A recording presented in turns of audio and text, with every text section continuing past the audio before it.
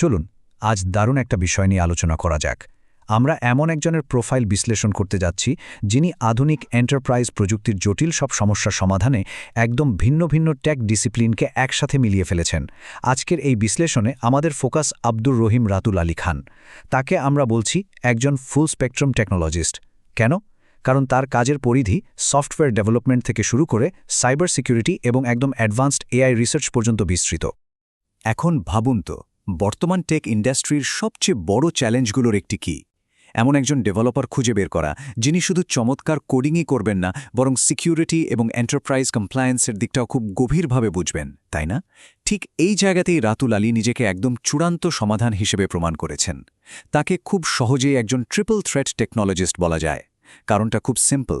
তিনি software engineering, enterprise cyber security এবং academic AI research, এই তিনটি সম্পূর্ণ ভিন্নধর্মী বিষয়কে একসাথে একেবারে নিখুঁতভাবে সমন্বয় করে ফেলেছেন। তার এই সুবিশাল অভিজ্ঞতাকে খুব সহজে বোঝার জন্য আমরা পুরো ব্যাপারটাকে 5টি মূল পিলারে ভাগ করেছি। সেগুলো হলো 1. Academic foundation, 2. মজবুত সফটওয়্যার তৈরি, 3. Enterprise security, 4. অ্যাডভান্সড রিসার্চ এবং এআই, আর সবশেষে 5. তার ইম্প্যাক্ট ও ওপেন সোর্স কন্ট্রিবিউশন। তো চলুন 1 নম্বর পিলার দিয়ে শুরু করা যাক, একাডেমিক ফাউন্ডেশন বা তার ক্রমাগত এগিয়ে চলার গল্প। তার এই ক্রমাগত সামনের দিকে এগিয়ে যাওয়ার মানসিকতাটা সত্যি দারুণ ইন্সপায়ারিং। খেয়াল করে দেখুন, 2016 থেকে 2020 সাল পর্যন্ত উত্তরা ইউনিভার্সিটি থেকে কম্পিউটার সায়েন্স অ্যান্ড ইঞ্জিনিয়ারিংয়ে বিএসসি শেষ করে কিন্তু তিনি থেমে থাকেননি, বরং ঢাকা ইউনিভার্সিটি থেকে আর ফর অ্যাপ্লাইড স্ট্যাটিস্টিক্সের উপর কাজ করেছেন। আর বর্তমানে 2025-26 সেশনের জন্য জাহাঙ্গীরনগর বিশ্ববিদ্যালয়ে আইটিতে মাস্টার্স করছেন। এর পাশাপাশি জাপানের হক্কাইডো ইউনিভার্সিটির গ্লোবাল কোর্স সাপ্পোরো এআই দোজোতেও তিনি যুক্ত আছেন। একেই বলে কন্টিনিউয়াস ফরওয়ার্ড মোমেন্টাম। এবার আসি আমাদের 2 নম্বর পিলারে, মজবুত সফটওয়্যার তৈরি, যাকে আমরা বলছি দ্য ডেভেলপার পিলার। একজন ফুল স্ট্যাক ডেভেলপার হিসেবে তার দক্ষতার প্রমাণ খুব সহজেই পাওয়া যায় তার ব্যবহৃত টেকনোলজিগুলোতে। ব্যাকএন্ডের জন্য তিনি ব্যবহার করেন .NET কোর, C# এবং ASP.NET MVCর মতো একদম এন্টারপ্রাইজ গ্রেড প্রযুক্তি। ফ্রন্টএন্ডে দারুণভাবে কাজ করেন অ্যাঙ্গুলার এবং বুটস্ট্র্যাপ নিয়ে। আর ডেটাবেস ম্যানেজমেন্ট, সেখানে তিনি ভরসা রাখেন MS SQL সার্ভার এবং PostgreSQL এর ওপর। এই পাওয়ারফুল টুলগুলো ব্যবহার করেই তিনি ক্লিন আর্কিটেকচারের মাধ্যমে একদম নিখুঁত এবং মজবুত সিস্টেম তৈরি করে থাকেন। তাত্ত্বিক কথাবার্তা তো হলো, এবার একটু প্র্যাকটিক্যাল কাজের দিকে তাকাই। এই টুলগুলো দিয়ে তিনি বেশ কয়েকটি বিশাল স্কেলের প্রজেক্ট তৈরি করেছেন।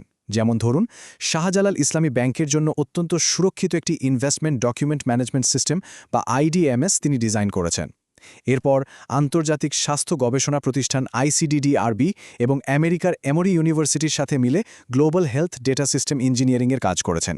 আর বর্তমানে তিনি IOTA বা আইওটাতে নেতৃত্ব দিচ্ছেন ISO ডকুমেন্টেশন ম্যানেজমেন্ট সিস্টেম বা ISO DMS তৈরির কাজে। ব্যাপ্তিটা একবার ভাবুন। এরপর আমরা চলে যাচ্ছি 3 নম্বর পিলারে, এন্টারপ্রাইজ সিকিউরিটি বা দ্য সাইবার সিকিউরিটি পিলার। তার কোডিং কেন এতটা সিকিউর সেটা বুঝতে হলে তার সাইবার সিকিউরিটি নলেজের দিকে একটু তাকাতে হবে। তার টপ টিয়ার সব সার্টিফিকেশনগুলো দেখলেই এর গভীরতা বোঝা যায়। সার্টিফাইড এথিক্যাল হ্যাকার বা CEH, কম্পটিয়ার সাইবার সিকিউরিটি অ্যানালিস্ট বা সাইসা প্লাস, CISA এবং CISM এর মতো ভারী ভারী ক্রেডেনশিয়াল রয়েছে তার ঝুলিতে। এই সার্টিফিকেশনগুলো সিকিউরিটি স্পেসে তার দক্ষতা এবং কর্তৃত্বকে একেবারে প্রশ্নাতীত করে তুলেছে, তাই না? সবচেয়ে ইন্টারেস্টিং ব্যাপার হলো তিনি প্র্যাকটিক্যাল থ্রেট অ্যানালিসিস এবং হাই লেভেল স্ট্র্যাটেজির মধ্যে দারুণ একটা ব্যালেন্স বজায় রাখেন। একদিকে তিনি ডিফেন্সিভ সিকিউরিটিতে ট্রেন্ড ভিশন 1, ট্রেলিক্স এবং টেনেবলের মতো টুল ব্যবহার করে SOC বা SOC মনিটরিং করেন। আবার অন্যদিকে কমপ্লায়েন্স স্ট্র্যাটেজির ক্ষেত্রে তিনি ইসলামী ব্যাংক এবং ঢাকা ব্যাংকের মতো বড় বড় প্রতিষ্ঠানে ISO 27001 ইমপ্লিমেন্টেশনের কাজও করেছেন। তার মানে একদম গ্রাউন্ড লেভেলে থ্রেট থেকে শুরু করে এন্টারপ্রাইজ রিস্ক সবটাই তার নখদর্পণে। চলুন এবার দেখে নিই আমাদের 4 নম্বর পিলার, অ্যাডভান্সিং রিসার্চ এবং AI বা সংক্ষেপে দ্য ইনোভেটর পিলার। 28 সংখ্যাটা খেয়াল করুন। গুগল স্কলারের তথ্য অনুযায়ী এটি হল তার একাডেমিক সাইটেশন, অর্থাৎ অন্যান্য গবেষণায় তার কাজকে উদ্ধৃত করার মোট সংখ্যা। এর সাথে তার একটি H ইন্ডেক্স রয়েছে, যার মান 2। একজন সার্বক্ষণিক প্র্যাকটিসিং সফটওয়্যার ইঞ্জিনিয়ার হয়েও গবেষণার জগতে এতটা সক্রিয় থাকাটা কিন্তু চারটিখানি কথা নয়। এটা আসলেই তার বুদ্ধিবৃত্তিক গভীরতার একটা বিশাল প্রমাণ।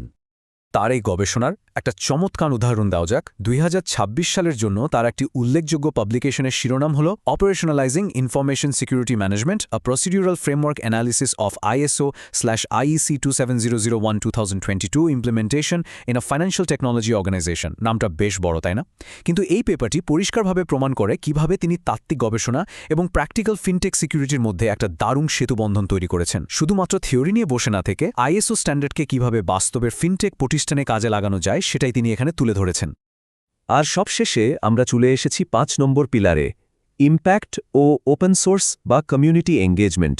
নিজের কাজের বাইরেও তিনি কমিউনিটিতে কতটা কন্ট্রিবিউট করছেন সেটা আসলেই দেখার মতো। তিনি স্প্রিঙ্গার নেচারের মতো পৃথিবী বিখ্যাত প্রকাশনার জন্য একজন সার্টিফাইড রিসার্চ পিয়ার রিভিউয়ার বা CRPR হিসেবে কাজ করছেন।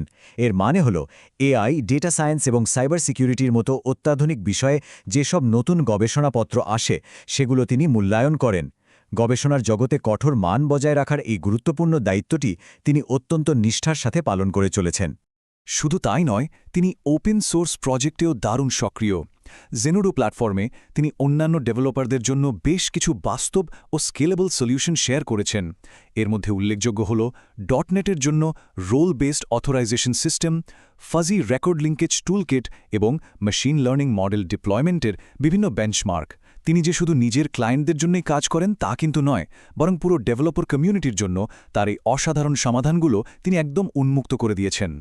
আমাদের আজকের এই বিশ্লেষণের একেবারে শেষ পর্যায়ে এসে একটা প্রশ্ন খুব স্বাভাবিকভাবে মাথায় আসে। একজন মাল্টিডিসিপ্লিনারি এক্সপার্ট কিভাবে একটি এন্টারপ্রাইজের সম্পূর্ণ টেক ইনফ্রাস্ট্রাকচারকে বদলে দিতে পারেন? একবার ভেবে দেখুন তো, সফটওয়্যার ইঞ্জিনিয়ারিং, সাইবার সিকিউরিটি এবং AI রিসার্চ, এই তিনটি অত্যন্ত শক্তিশালী বিষয় যখন আব্দুর রহিম রাতুল আলীর মতো একজন একক ব্যক্তির স্কিলসেটে এসে যুক্ত হয়, তখন যে কোনো প্রতিষ্ঠানের জন্য সেটা কতটা বিশাল একটা ভ্যালু তৈরি করে। আশা করছি আজকের এই আলোচনা থেকে আমরা আধুনিক টেকনোলজিস্টদের ভূমিকা নিয়ে সম্পূর্ণ নতুন একটা দৃষ্টিভঙ্গি পেয়েছি। ভালো থাকবেন সবাই।